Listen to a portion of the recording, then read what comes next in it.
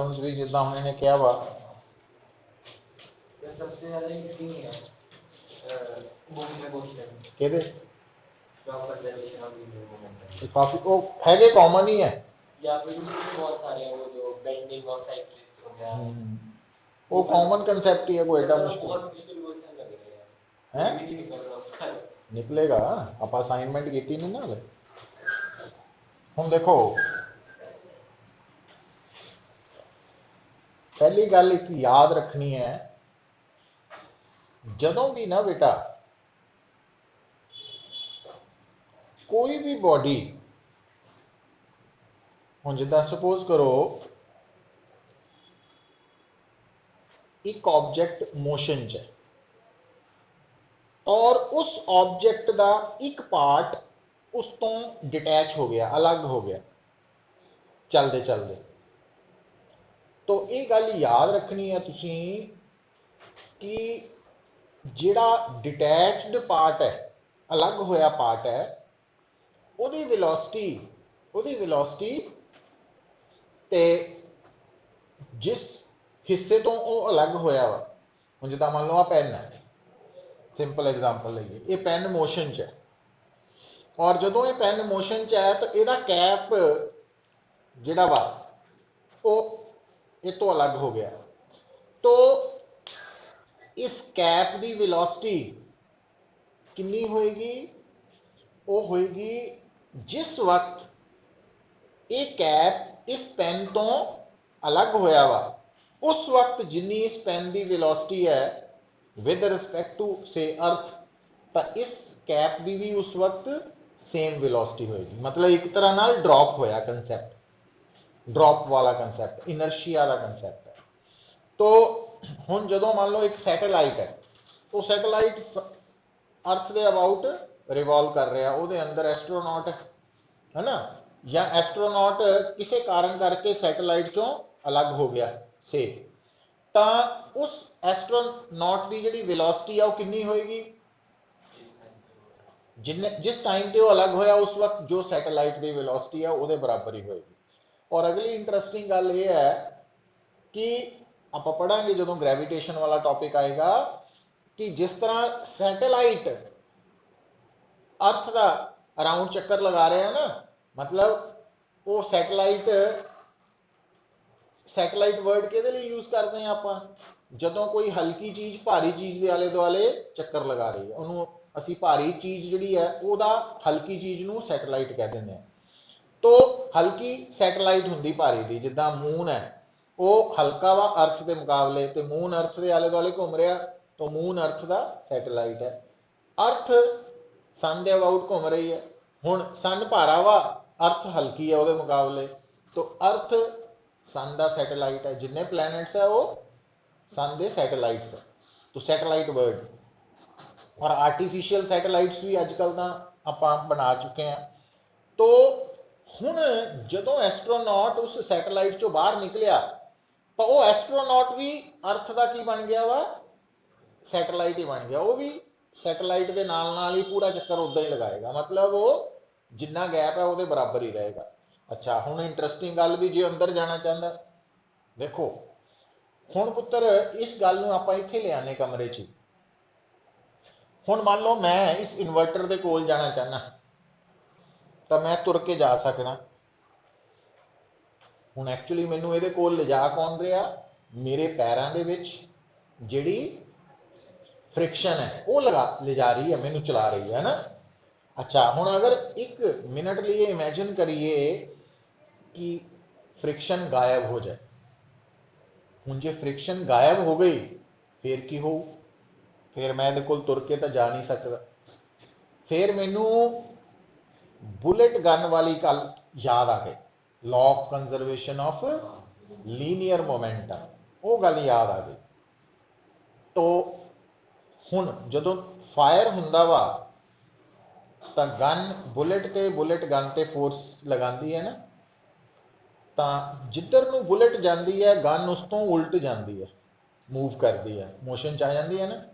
यदा मतलब जे मैं इस इन्वर्टर को जाना चाहना वा है ना, तुर के जा नहीं सकता, तुर के क्यों नहीं जा सकता, क्योंकि फ्रिक्शनलैस फ्लोर है, तो उत्थे पॉसीबल नहीं वॉक करना। फिर मैं की करांगा, मेरे कोल जिहड़ी अवेलेबल चीज़ है जिद्दां पेन ही है ना, तो पेन एक तरह की बुलेट हो गई, मैं अपने आप को गन मनो तो ठीक है। तो जिद्दां गन बुलेट नूं थ्रो करती है तो मैं की करांगा, इस पेन नूं थ्रो करांगा।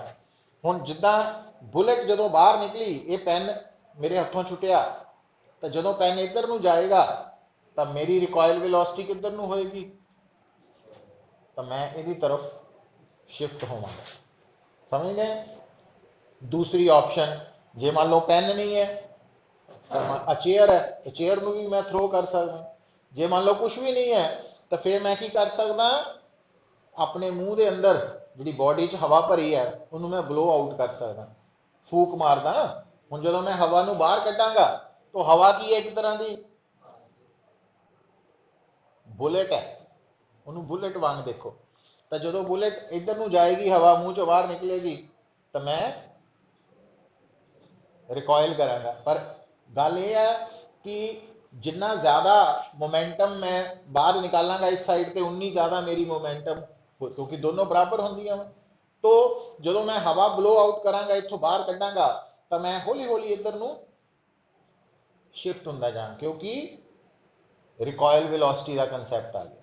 तो इदा ही इहदा मतलब है भी वो जिहड़ा एस्ट्रोनॉट सैटेलाइट तो थोड़ी दूर है, तो जो सैटेलाइट वाल पहुंचना चाहता वापस नेड़े, उन्होंने टच करे पकड़ ले, तो वो नेड़े पहुंचने लिए की करना पएगा भी, जिहड़ा उहदे कोल समान है वह कुछ हिस्सा उन्होंने थ्रो करना पएगा किधर नूं, सैटेलाइट तो अवे।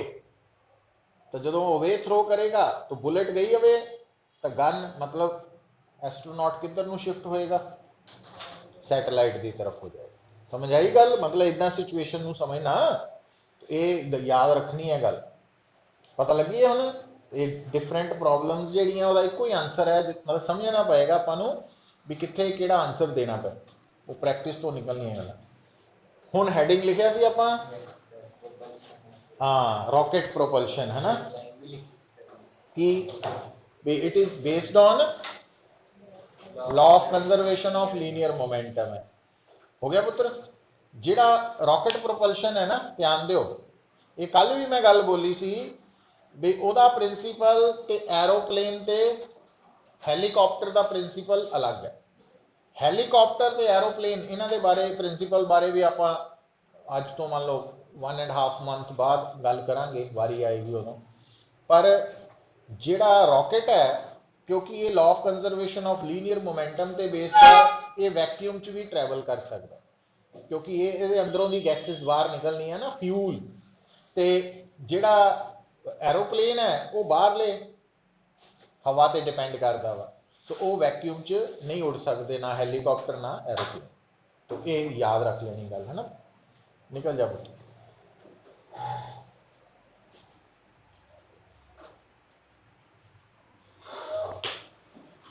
ओके, हुण देखो, हुण जदों तुसी रॉकेट प्रोपल्शन की गल करनी है, तो ये टॉपिक जुड़िया होया वा कि कोई भी सिस्टम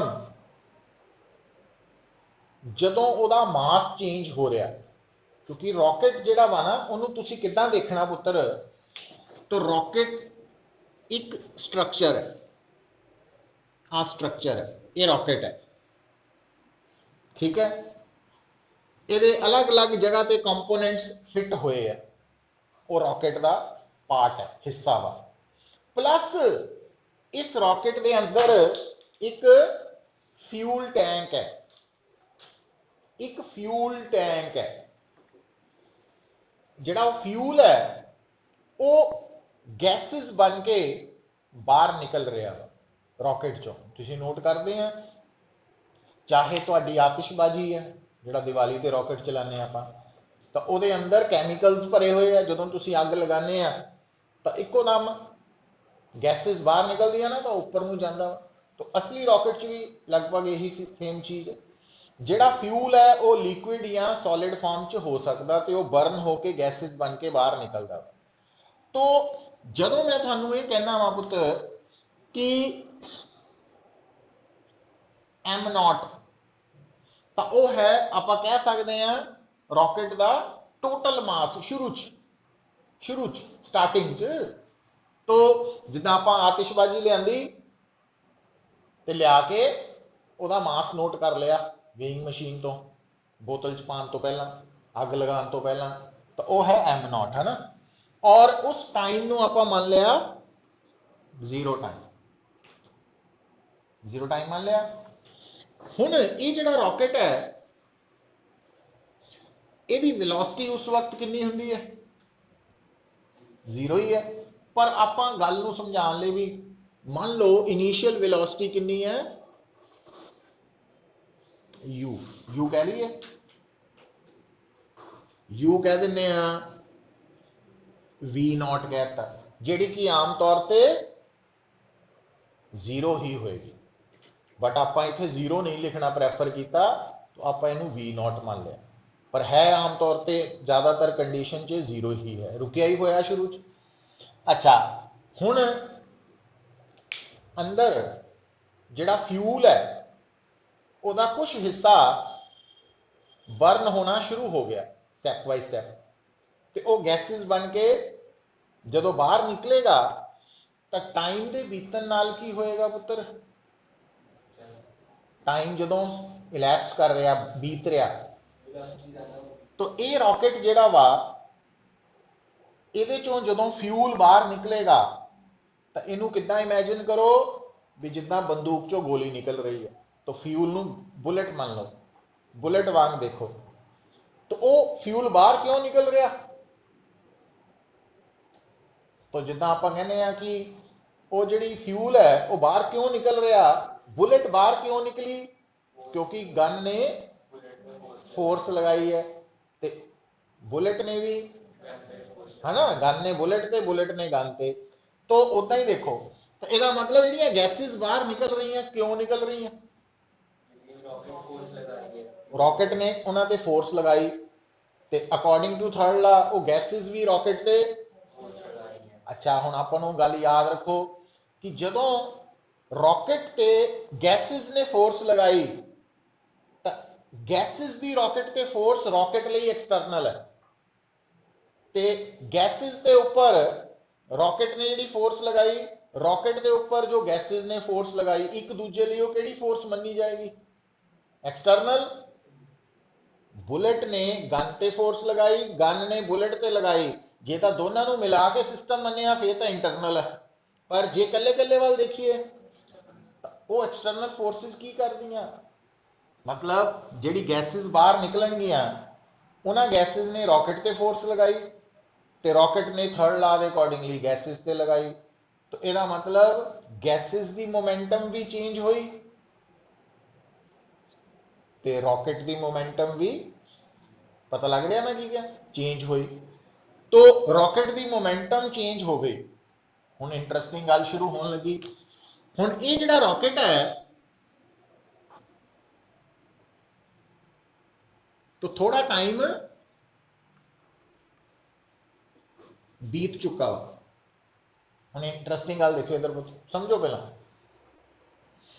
हुण क्योंकि कुछ गैसेस फ्यूल बन के बाहर निकल चुकियां वा, तो इस रॉकेट का मास एम नॉट नहीं रह गया, कितना रह गया? एम, बदल चुका वा शुरू नाल, है ना, एम रह गया वा। और क्योंकि जिहड़ियां बाहर निकलियां गैसेस है उन्होंने रॉकेट ते की लगाई है?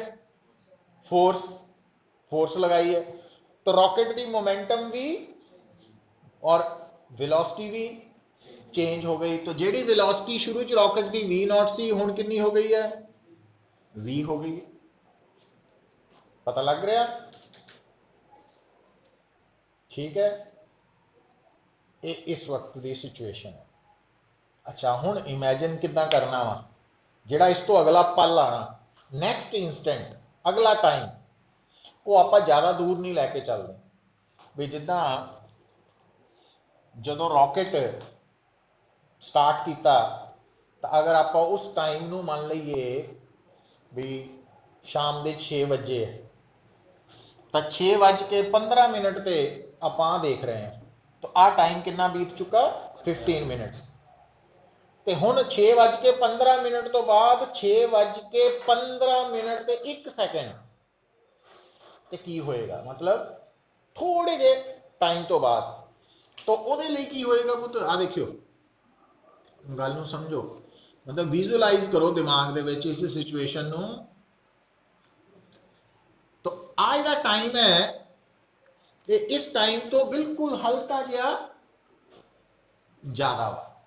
ਮਤਲਬ ਜਿਹੜੀ ਮੈਂ ਗੱਲ ਸਮਝਾਈ ਉਹਦੇ ਅਕੋਰਡਿੰਗਲੀ ਅਗਰ t 15 ਮਿੰਟ ਹੈ ਤੇ t plus dt 15 minute plus 1 second, ਮਤਲਬ dt ਦੀ ਵੈਲਿਊ 1 ਸੈਕਿੰਡ ਹੈ। 1 ਸੈਕਿੰਡ ਬਹੁਤ ਥੋੜਾ ਟਾਈਮ ਹੈ ਵੈਸੇ, ਟੈਕਨੀਕਲੀ dt मतलब बहुत ही थोड़ा टाइम, इनफाइनाइटेसिमली स्मॉल।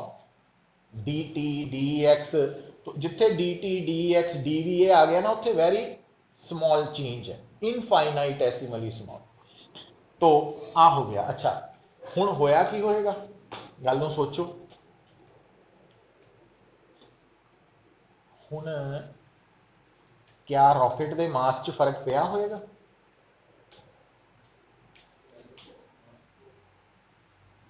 क्यों?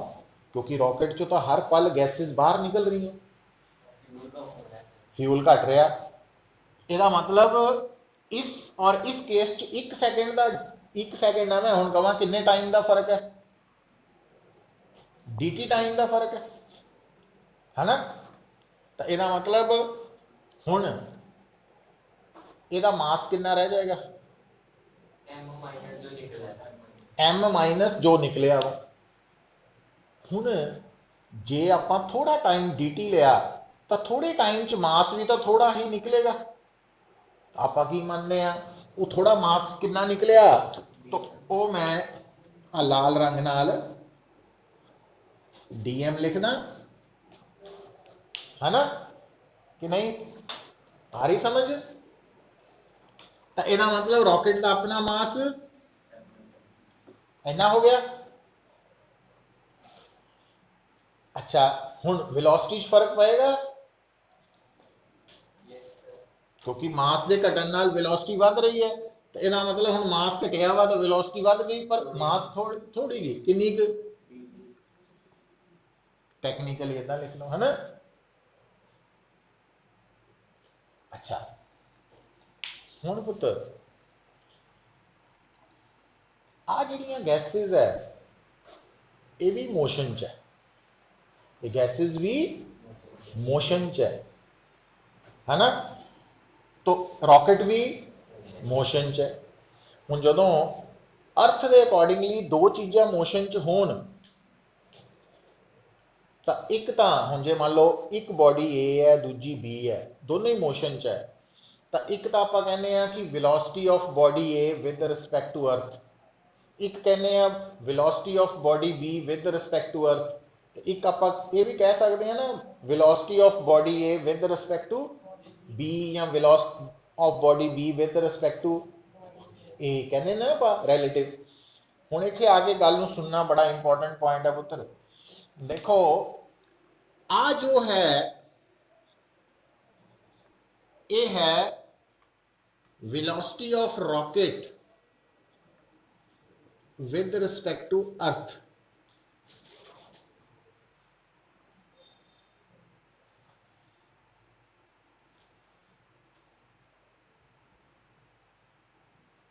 और ये गल तुहानू दसी हुई है, जिथे ना सानू कोई कहे कि बॉडी ए की वेलोसिटी है इन्नी, बी की है इन्नी, तो जिथे रैफरेंस ऑब्जेक्ट ना दसिया जाए वो अर्थ ही है।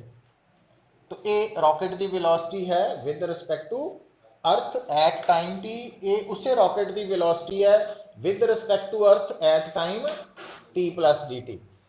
पर हुण पुत आपां की इत्थे ध्यान रखना, आ जिहड़ियां गैसेस निकल रही तो यू आर है velocity of gases, exhaust gases जिहड़ियां बाहर निकल रही विद रिस्पेक्ट टू रॉकेट।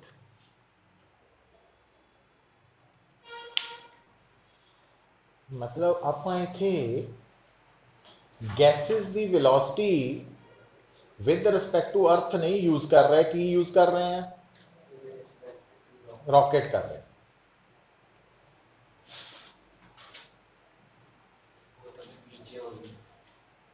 ठीक होगी गल। हुण थोड़ा जिहा ध्यान दिओ पुत्र, जे मैं तुहानू कहां आ देखियो हुण इंटरस्टिंग गल रिलेटिव वेलोसिटी वाली, जे मैं तुहानू कहां velocity of A with respect to B, तो यह है velocity of A minus velocity of B, इदा ही होंगी। तो आ विद रिस्पेक्ट टू अर्थ है, आ भी विद रिस्पेक्ट टू, इदा ही याद है कंसैप्ट, पता ना रिलेटिव का। हुण सोचो यू आर की है gases, gases with respect to rocket, तो वो हो गई velocity of gases with respect to Earth minus velocity of rocket with respect to Earth, इदा ही हो गया। तो आ वैल्यू आपां सिंबल की लिया यू आर,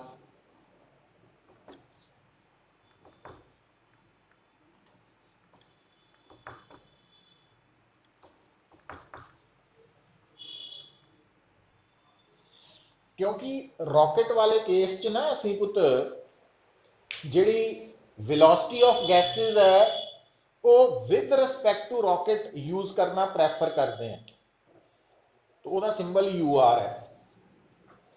ठीक है, पर आपां रिलेटिव मोशन के कंसैप्ट तो जे मैनू velocity of gases with respect to rocket पता वा, वेलोसिटी ऑफ रॉकेट पता वा, तो मैं गैसेस की velocity with respect to Earth भी दस सकता वा। तो आ फार्मूला है ना।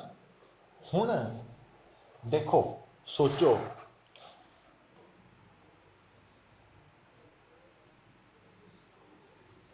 आ की है साडा सिस्टम है। हुण इमेजिन करके देखो इस टाइम ते आ जिहड़ियां गैसेस बाहर निकल चुकियां वा, वो थोड़ी देर पहला कित्थे सी, रॉकेट के अंदर ही सी। आ जिहड़ियां गैसेस हुण बाहर निकलियां आ रही, ये dt टाइम पहला की सी, अंदर सी, हुण बाहर आ गई, अंदर सी बाहर आ गई, है ना। समझ आ रही गल।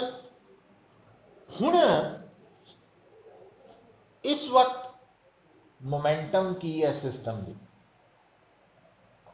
इस वक्त की मोमेंटम कितनी है, मास इंटू वेलोसिटी है। और इस वक्त मोमेंटम कितनी है सिस्टम की, m minus D M into, बस नहीं,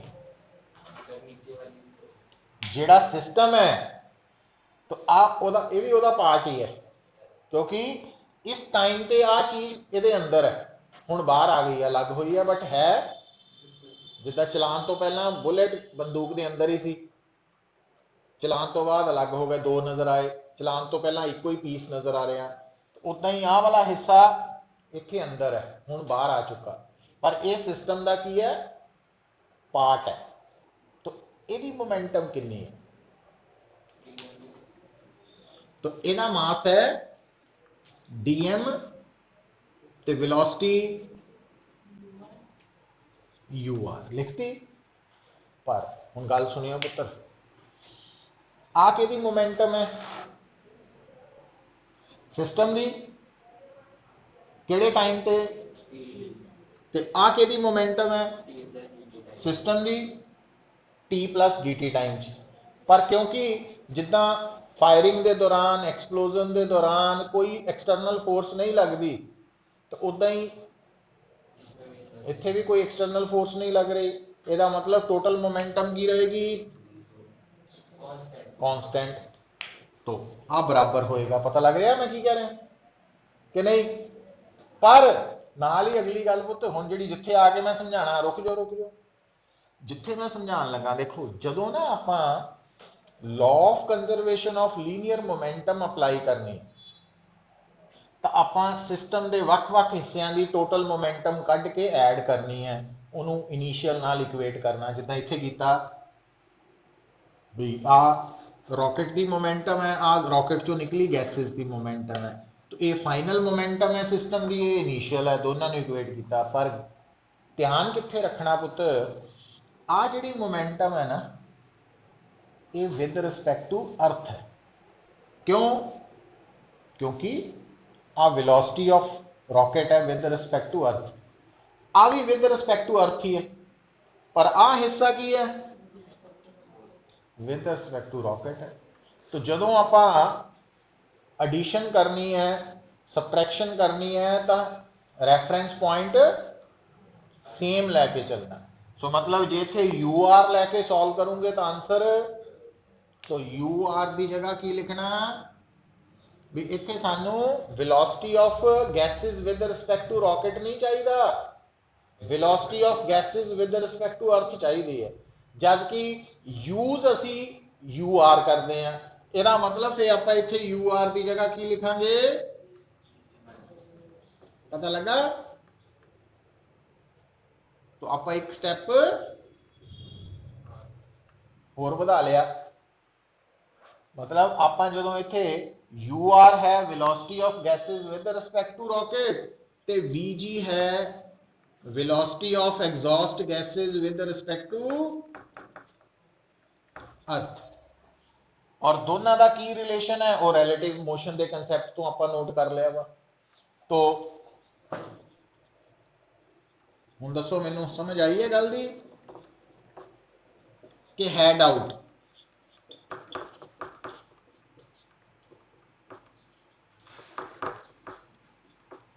इदा लिखदा हुण आ किहदी वेलोसिटी है?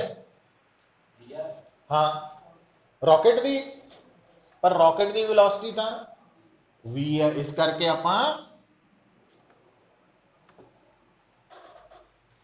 इत्थे तां स्पैशली लिखिया ना रॉकेट दी, पर वो की है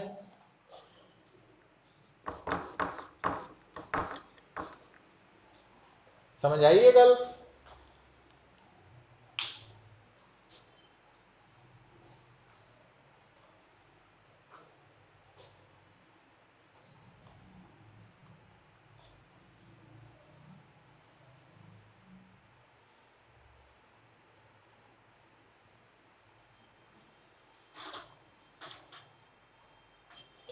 तो डायग्राम च ही ना सारा कुछ, जो आप साफ साफ डायग्राम ड्रॉ की है, तो एम की है mass of rocket at time, तो वी की है velocity of rocket with respect to earth at time T, आ की है mass of rocket at time T plus G T, और आ की है velocity of rocket with respect to earth at time T plus G T.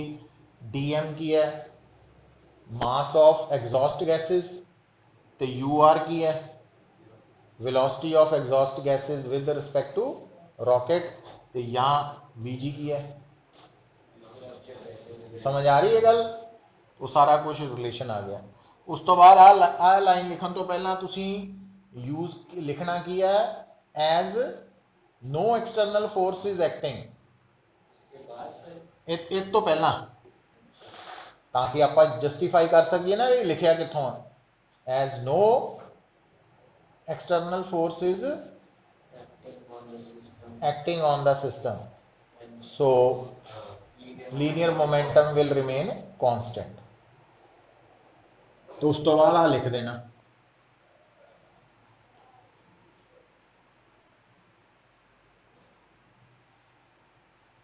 लिखता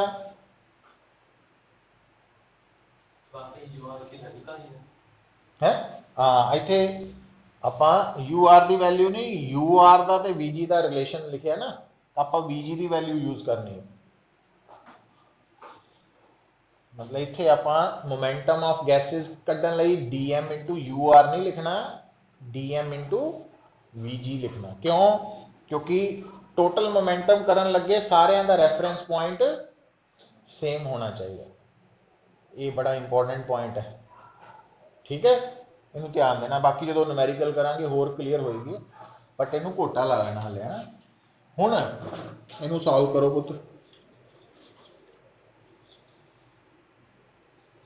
M V plus M D V minus D M V minus D M D V plus D M U R plus D M V, इतने बन गया। हुण आ देखियो, आ minus है, ये plus है,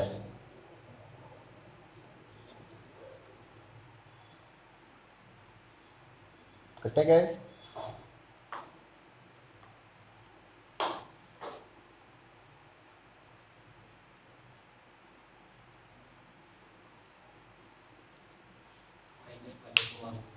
अच्छा एक होर गल सुनो पुत्र, हम जिदा मान लो अगर एक टर्म है 0.1, एक टर्म है 0.1 छोटी है, दूजी भी 0.1 ही है, तो मल्टीप्लाई हो रही है, तो 0.01 हो जाना, तो होर भी छोटा।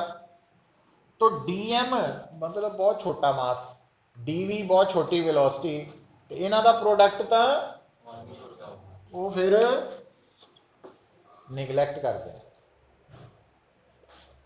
दो छोटे वेरी स्मॉल टर्म्स का प्रोडक्ट नेग्लिजिबल हो गया, तो देयरफॉर एम डीवी की हो गया, इदा हो गया।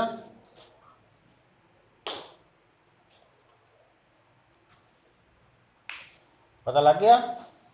आप दूजे पासे लै गए ना, दो ही टर्म बचियां बस।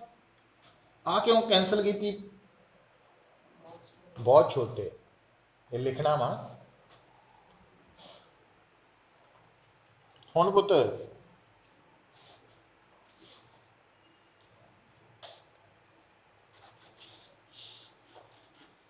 इत्थे तक हो चुका। हुण मतलब जदों भी रॉकेट दे विचों गैसेस दा मास डीएम बाहर निकलेगा, तो उस रॉकेट की वेलोसिटी पहले नालों कितनी वध जाऊगी? डीवी वध जानी।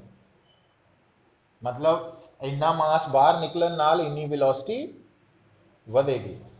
तो इनू इदा नहीं लिख सकते, D V is equal to minus D M by M U are.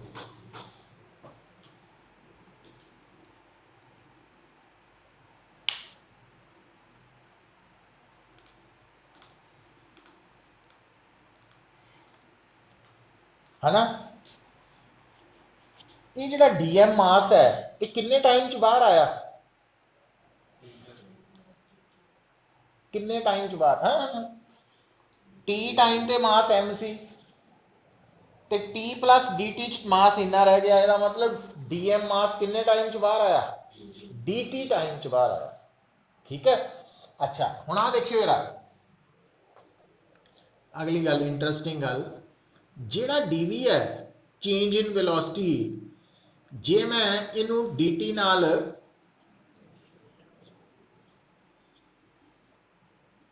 दोनों पासे डिवाइड करता, तो की निकलिया पुत्र? dv बाय dt की हुंदी acceleration minus U R by M dm by dt।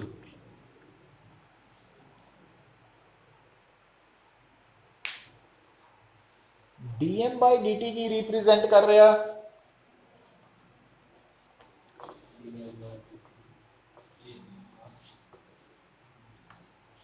Per unit time, है ना?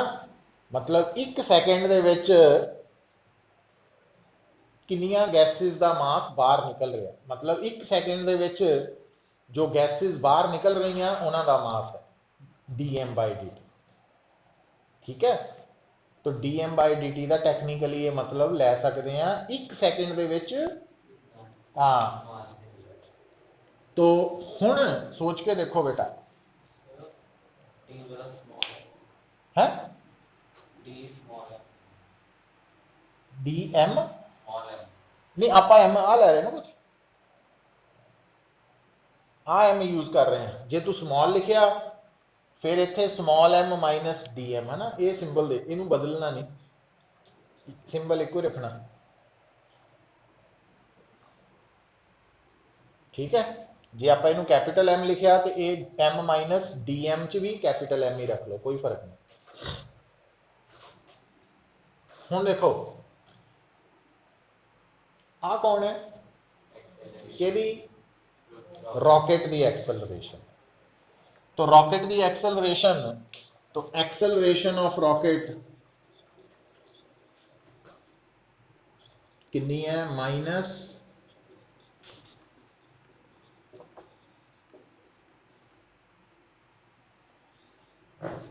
यू आर की है पुत्र,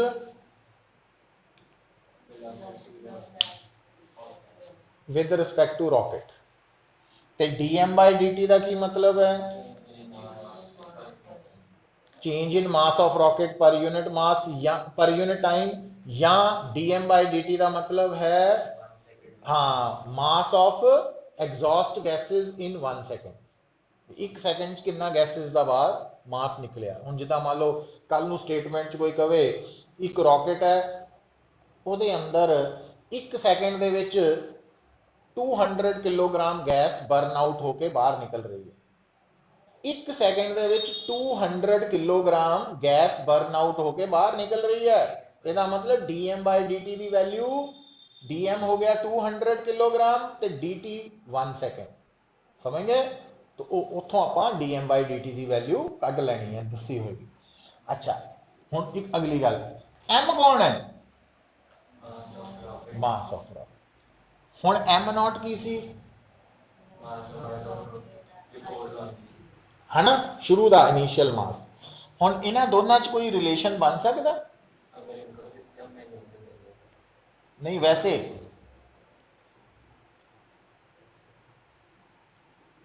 जे मैं कहां थोड़े कोल एक 10 किलो का पैकेट है खाण वाले समान का, है ना, 10 किलो का पैकेट है थोड़े कोल, लड्डू ही है ना। तो जिहड़े लड्डू है, एक लड्डू सपोज 50 ग्राम है, 10 किलो का पैकेट है, सोचो तो वो लड्डू ही है सारे, हर लड्डू 50-50 ग्राम का वा, 50 ग्राम का। तो आप 1 सेकंड च 1 लड्डू दे रहे हैं किसी को, ज़्यादा नहीं, 1 सेकंड च 1 लड्डू, तो 1 मिनट बाद कितना मास रह जू,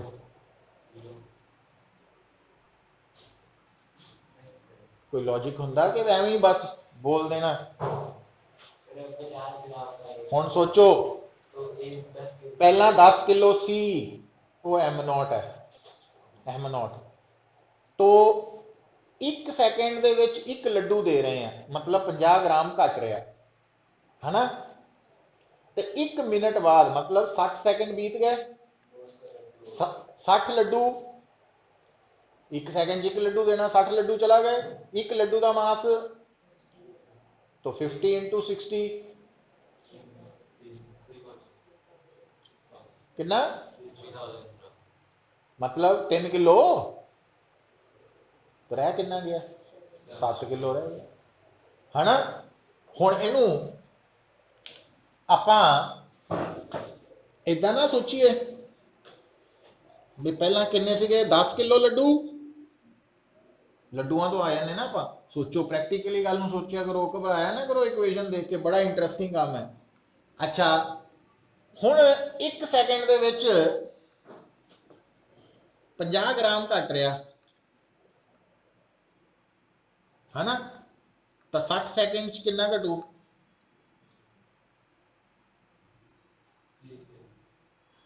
इतना घट गया, आही फार्मूला, माइनस करता इदा, आ कितना रह गया सी 7 किलो। हुण इधर आओ, हुण शुरू च m नॉट सी, तो जिहड़ा साडा रॉकेट का मास है वो dt टाइम च कितना घट रहा, dm। तो इत्थों इत्थे तक जाने लई 1 मिनट की जगह कितना टाइम बीतिया, टी तो फिर है कितना गया पता लगा। तो एम तो आ तो अपने लिए सी ना लिखिया समझाने लिए, समझ आई है गल कुछ।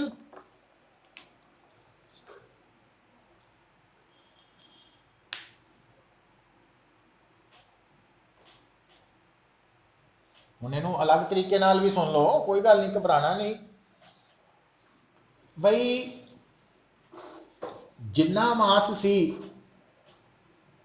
ते जिन्ना मास रह गया, ਇਹਦਾ मतलब इन्हां दोनों का डिफरेंस की है, जिन्ना मास बाहर चला गया और मास नूं बाहर जाण लई कितना टाइम अलाउ किया गया, टी टाइम। तो dt टाइम दे विच मास बाहर निकलता पिया dm, तो फिर टी टाइम च मास कितना बाहर निकलू D by D T into T. तो इन्ना मास बाहर जा चुका वा है ना, ਇਹਦਾ मतलब आ फर्क किहदे बराबर होऊ dm by dt into T. पर अगली गल ये जिहड़ा मास बाहर निकलिया वा है ना, एक्चुअली ये बाहर जा चुका वा। एक्चुअली आपां इनिशियल माइनस फाइनल लिखिया, जद कि लिखते कि उन्हें आपां डिफरेंस फाइनल माइनस, तो यहाँ इधर लिखांगे नेगेटिव साइन, हुण नहीं लिखना। तो हुण इत्थों देखो आही वैल्यू नहीं आ गई है ना, उल्ट बन जाती है। बट इनू करैक्ट वे दे विच करन दे लई आपां कर दिंदे आ M naught minus M is equal to, इदां लिखता। पर ये कौन ये नेगेटिव है ना, उल्टा चल रहा है ना काम, समझिए गल। तो हुण इत्थे नहीं यूज करन दी लोड़, इत्थे डायरैक्ट लिखो। तो आ फार्मूला देखो इत्थे ही बन जाना, तैयार हो जाना।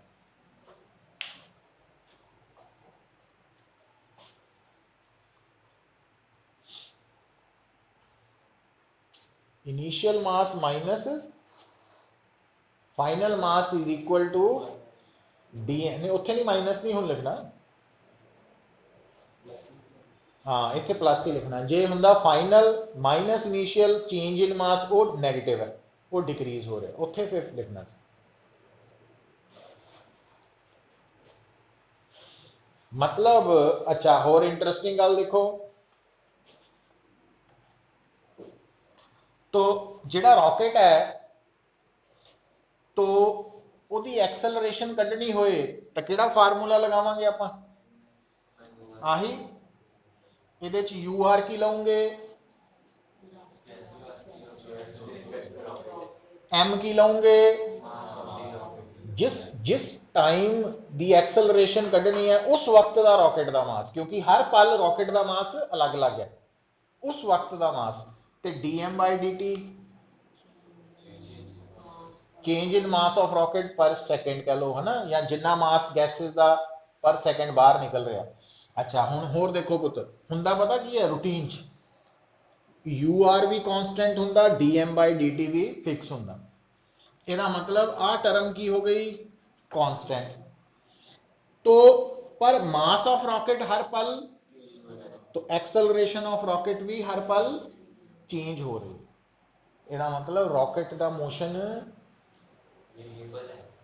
यूनीफॉर्मली एक्सेलरेटेड है कि नॉन यूनीफॉर्मली एक्सेल, नॉन यूनीफॉर्मली एक्सेल, इदा सोचना। अच्छा हुण मास of rocket at any time पता लग गया।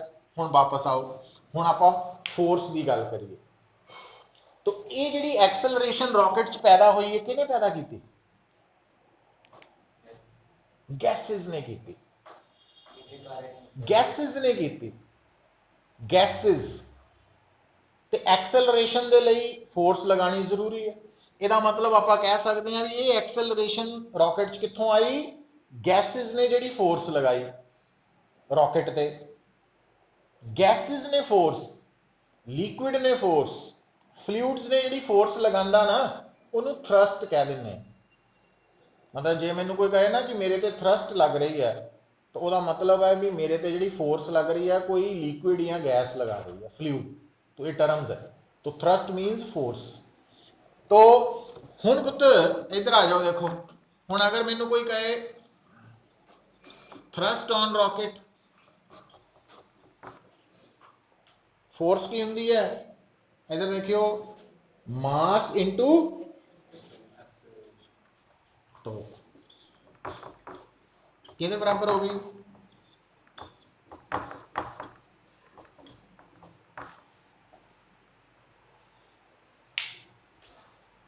तो एक्सेलरेशन ऑफ रॉकेट भी निकल आई, थ्रस्ट भी।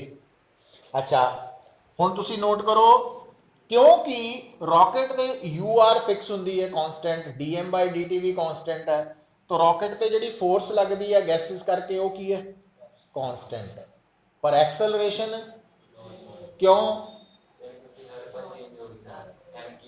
हाँ हम गल नूं ध्यान, क्योंकि आपां नूं ना आदत पई है F is equal to M A, ज़्यादातर केसिस च असीं मास कांस्टेंट वाले प्रॉब्लम्स नाल डील करते हैं, और उत्थे तुहानूं बोलिया जांदा, मैं भी बोलदा भी जे फोर्स कांस्टेंट है तो एक्सेलरेशन भी कांस्टेंट, फोर्स कांस्टेंट है, पर वो उस सिचुएशन च मैं कहना वा जदों मास भी कांस्टेंट है। पर इत्थे रॉकेट के केस च चाहे फोर्स कांस्टेंट है बट मास कांस्टेंट नहीं है, इस करके एक्सेलरेशन चेंज हो रही है। दूजी गल, आ नैगेटिव साइन पता की दस रहा, कि गैसेस दे बाहर निकलन करके रॉकेट ते जिहड़ी फोर्स लग रही है या रॉकेट की जो एक्सेलरेशन है, उहदी डायरेक्शन जिधर नूं गैसेस दी वेलोसिटी है यू आर, उहदे ऑपोजिट है। तो इस डायग्राम च यू आर किधर नूं है, नीचे नूं।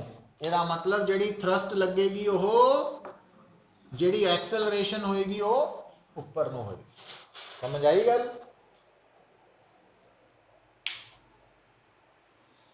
अच्छा आ जी इक्वेजन लिखी सी ना आप, देखो रस्ते इनू 1 कर लो,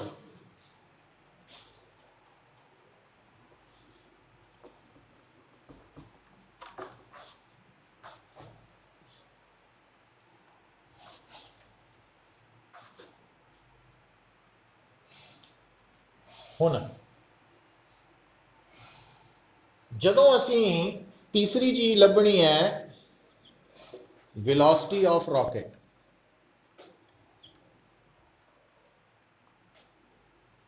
क्योंकि आ फार्मूला दस रहा जिदा जिदा रॉकेट चो गैसेस बाहर निकल रही हैं तो रॉकेट की वेलोसिटी वध रही है। तो वेलोसिटी ऑफ रॉकेट के लिए आपां की करना, integrating equation 1 with in proper limits. तो लेफ्ट साइड हो गई पुत डीवी इंटीग्रेशन, आहो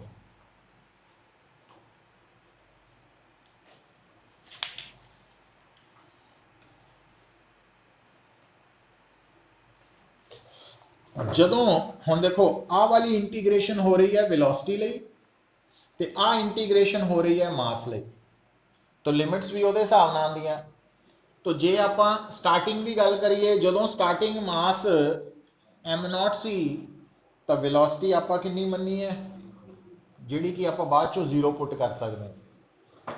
ते आफ्टर टाइम टी मास बदल के कितना हो चुका, ते वेलोसिटी हो गई। हुण इत्थे आ गए ना, थानू याद की करना पएगा पुत्र, देखो इनू इंटीग्रेट करना तो सौखा ही है, ये बन गया बी, पर इनू इंटीग्रेट जो करना ना, तो ये याद रखो जदों भी थोड़े सामने, तो यदी इंटीग्रेशन log x है, log x,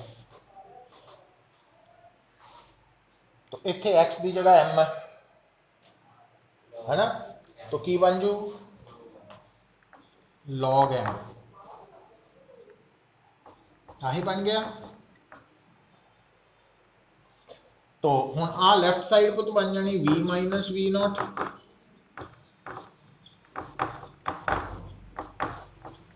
आ बन गया।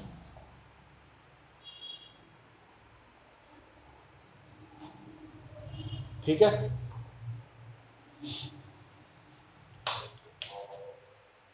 हुण देखो, हुण ना log a minus log b ਨੂੰ ਨਾ ਪੁੱਤ ਆਪਾਂ log a over b ਵੀ ਲਿਖ ਸਕਦੇ ਹਾਂ।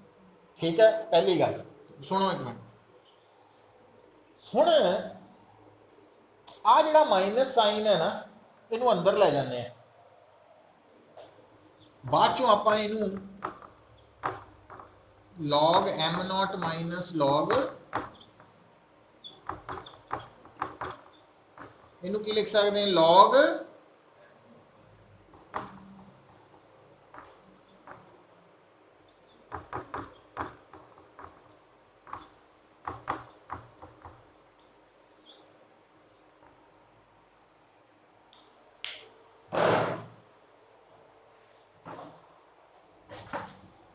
ठीक है। रॉकेट प्रोपल्शन कल आंदे ही 15 मिनट च लिख देना सारा डेरिवेशन, है ना, क्योंकि एग्जाम च आ सकती है। और ये रिजल्ट्स अंडरलाइन करके याद करने हैं कि अगर वो फिर मैं उन्होंने बारे भी दसांगा थानू। ये सिर्फ रॉकेट लिए नहीं, ये रिजल्ट्स ये अलग अलग सिचुएशन च लगने साढ़े सामने, वो मैं सारा समझाऊंगा। कंपटीशन लिए बड़े इंपॉर्टेंट कंसैप्ट है। तो खास करके जो आप IIT की गल करते हैं ना, वो फिर ये कंसैप्ट जोड़ा अलग अलग सिचुएशन यूज होंगे। मैडिकल ज़्यादा यूज नहीं होंगे, ये जस्ट सफिशेंट है नीट लिए, उत्थे नहीं ज़्यादा। बट IIT लिए अगे जाना पैना थोड़ा, वो कल जावांगे हल्का जहा। तो हुण तुहानू पता लग गया कि अज तो बाद अगर रॉकेट वाले केस थ्रस्ट कढ़नी होए केड़ा फार्मूला लिखांगे?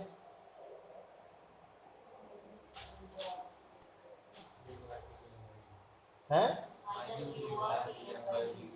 हाँ, ये DM कौन है केड़ा? हाँ हुण गल नूं सुनो, UR की है? हाँ हुण गल नूं सुनियो।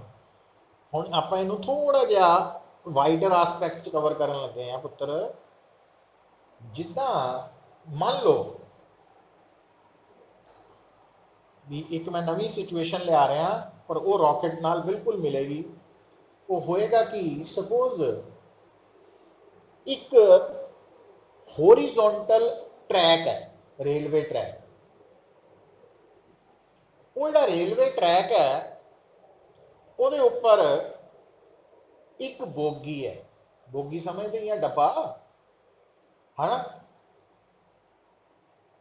ते वो जिहड़ी बोगी है वो पूरी तरह नाल रेता नाल भरी है, रेता नाल भरी हुई बोगी है, पूरी भरी है। तो वो ट्रैक के ऊपर चल रही है, ठीक है। पर होया कि जिहड़ी वो बोगी का बेस है उत्थे एक छोटा जिहा होल हो गया, सुराख हो गया। हुण वो जिहड़ी रेता वा वो उस सुराख चों की हो रही है, लीक कर रही है। तो वो कुछ इदां दा नहीं है भी जिद्दां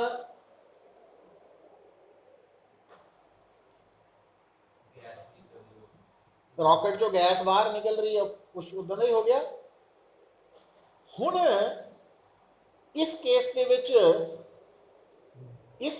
विच भी आपां फोर्स का फार्मूला किहड़ा लगा सकते हैं? Minus UR into DM by DT। पर हुण इस केस च DM बाय DT च DM पता की है? 1 सैकेंड जिन्नी रेता निकल रही है वो बन गया। DT का 1 सैकेंड हो गया ना, DM बाय DT का मतलब 1 सैकेंड जिन्नी रेता निकल रही है, या DT टाइम च DM मास की रेता निकल रही। तो UR की हो गया? हाँ ट्रेन। ठीक है, इस गल को होर इलैबोरेट करांगा। मतलब ये जिहड़ा फार्मूला लिखिया है बड़ा इंपॉर्टेंट फार्मूला है। अच्छा हुण ये जिहड़ी आपां रॉकेट के केस च डेरिवेशन कीती है थ्रस्ट दी फोर्स वाली, तो इहदे विच जिहड़ा फोर्स का रिजल्ट आया वो किहदे बराबर आया सी पुੱਤ तुहाडे?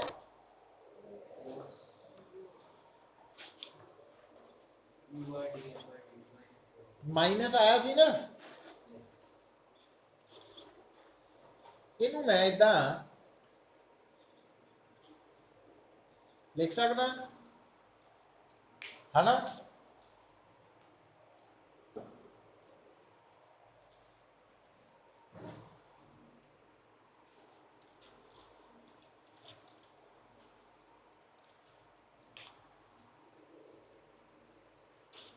देखो इन्हें मैं जनरल फार्मूला बना रहा।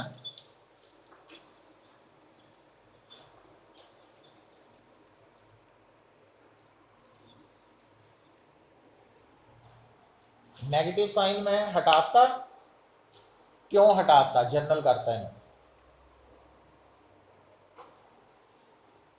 अगर तुसी किसी प्रॉब्लम च देख रहे हैं कि फोर्स लगन का कारण मास का चेंज होना, हुण दोनों एग्जाम्पल चाहे रॉकेट प्रोपल्शन की एग्जाम्पल है चाहे वो ट्रेन वाली बोगी की है, दोनों केसिस दे विच सिस्टम का मास जिहड़ा मतलब बोगी का या रॉकेट का मास है टाइम के नाल की हो रहा सी, घट रहा सी, है ना।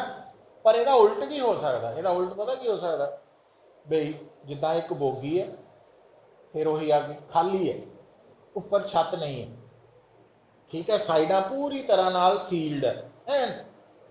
तो हुण होया की है कि इस बोगी दे ऊपर बाहर एक लंबी सारी जिदा आप रेलवे स्टेशन ते देखते हैं गड्डी नूं धोण लई साफ करन लई ना बाहर प्लेटफॉर्म दे नाल जोड़ी हुई पाइप लाई हुंदी है पानी की। तो वो जिहड़ा पानी है पाइप है वो बोगी नाल नहीं जुड़ी हुई, वो प्लेटफॉर्म ते जमीन नाल जुड़ी है। वो पाइप बड़ी लंबी है तो उथों पानी बोगी दे विच डिग रहा है ना। ਇਹਦਾ मतलब ਜਦੋਂ ਹੁਣ बोगी चल रही है तो पानी ਉਹਦੇ अंदर आ रहा, इट मीनस इस केस च सिस्टम का मास वध रहा है ना। तो जबकि जो लीक हो रहा सी उदों, तो दोनों केसिस दे विच फोर्स कितनी होएगी, तो फोर्स होएगी you R D by D T, ये दोनों ले। पर ध्यान ये रख लेना कि जदों लीकेज हुई है तो डी एम की वैल्यू आप माइनस ना लिख देंगे, मास घट रहा, तो आही फार्मूला फिर बन जू, क्योंकि जो डी एम नू माइनस साइन ना लिखांगे तो आही माइनस आ जू। तो जे ऐड हो रहा मास फिर डी एम नू प्लस नाल ही लिखांगे। ये मैं गल समझाऊंगा, पर तुसी कल दे लई सिर्फ की करना वा, ये पूरा आर्टिकल याद रखना, आंदे ही 10-15 मिनट च कंप्लीट कर देना है ना। और ये फार्मूलाज नू अंडरलाइन करके, मेन तो 3 फार्मूलाज ही है ये, वेलोसिटी वाला, फोर्स वाला ते एक्सेलरेशन वाला। तो फोर्स वाला फार्मूला अलग अलग सिचुएशन च भी लगना वा साडे, है ना। जिदा अलग सिचुएशन की फिर मैं दस रहा तुहानू IIT वाला कंसैप्ट कि उन्हें कई बार पता की कहना सड़क के उपर ना हाईवे के उपर 2 कारां सेम डायरैक्शन च जा रही हैं इदा, ठीक है। तो कार ए जिहड़ी है ਉਹਦੇ ਵਿੱਚੋਂ एक बंदे ने पैकेट कढ़िया ते वो चलदी कार बी च सिटता, ते बी वाले ने ए च सिटता कोई पैकेट। तो दसो दोनों की वेलोसिटी च की फर्क पिया, मोमेंटम च की फर्क पिया, कितना फर्क पिया, ये IIT के क्वेश्चन है। तो होया की है, एक पैकेट उधरों आया एक पैकेट उधर गया, तो यदा मतलब कार का मास की होया, जिहड़ा ए कार ने पैकेट सुटिया उहदे करके मास घटिया, तो जिहड़ा उहदे कोल पैकेट आया उहदे करके मास वधिया, तो उहदे करके फिर आंसर देना है ना। ये क्वेश्चन IIT च पूछे जाते, उत्थे फिर आपां किद्दां सोचना वा किद्दां आंसर देना वो करांगे, पर हल फार्मूलाज से डेरीवेशन वाल ध्यान देना, ठीक है। आने वाले 2-4 तो कल नूं तो अपनी क्लास ही होएगी, परसों नूं टेस्ट है, याद है ना, पूरा टेस्ट तैयार कर लो।